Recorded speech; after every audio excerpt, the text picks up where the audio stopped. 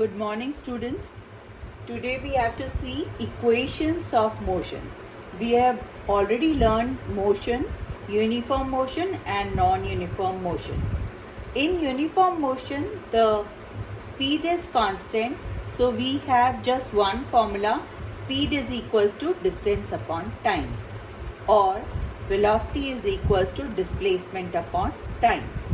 But when there is acceleration, when the motion is not uniform, then there is change in velocity. And if suppose the acceleration is constant, we say the motion is uniformly accelerated motion. Here the acceleration is constant, suppose, then we have three equations of motion. First equation, second equation and third equation. Let us say u is the initial velocity and v is the final velocity, and t is the time during which the velocity is changing from v to u to v, and a is the constant acceleration, and let us say s be the distance covered or displacement. Distance and displacement are same for straight line motion. So let us derive the first equation. V is equals to u plus at. This equation is also known as velocity time relation. So we know that acceleration, by definition of acceleration, it is rate of change of velocity. So velocity is changing with this rate, v minus u upon t. Change in velocity upon time is acceleration. So here by cross multiplication, at is equals to v minus u. So v is equals to u plus at.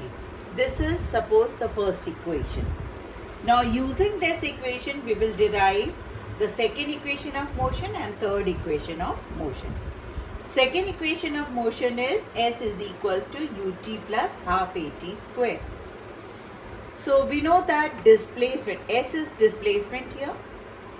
So we know that if displacement is velocity into time, but here velocity is not constant, so we have to take average velocity.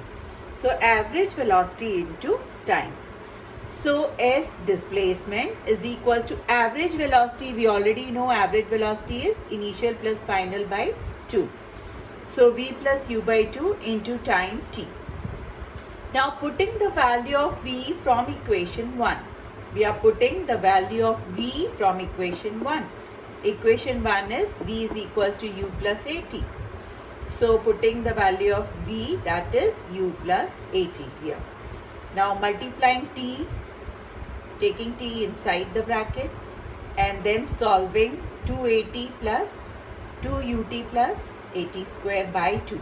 Divide the terms by 2. Then s is equals to ut plus half at square. This is the derivation of second equation. Now come to the third equation. Third equation is v square is equals to u square plus 2as. Again, starting from this equation, displacement is equals to average velocity into time. Displacement s is equals to average velocity u plus v by 2 into time. Now here we have to put the value of t. This is called velocity displacement relation. So here we don't need to put, we don't want t. So we are putting the value of t from equation 1. Equation 1 is v is equals to u plus at. From this we can find the value of t. At is v minus u, so t is v minus u by a. Putting this value of t here. So here we are getting, this is a plus b, this is a minus b. We know the identity, v square minus u square. A plus b into a minus b is a square minus b square. So s is equals to v square minus u square upon 2a, 2 into a. So by cross multiplication we'll get 2as is equals to v square minus u square. So v square is equals to u square plus 2as. So for solving uniformly accelerated problems, uniformly accelerated motion problems, we need to use these three equations. So this is the algebraic method of derivation of equation of motion. Tomorrow I will give you how to derive it graphically.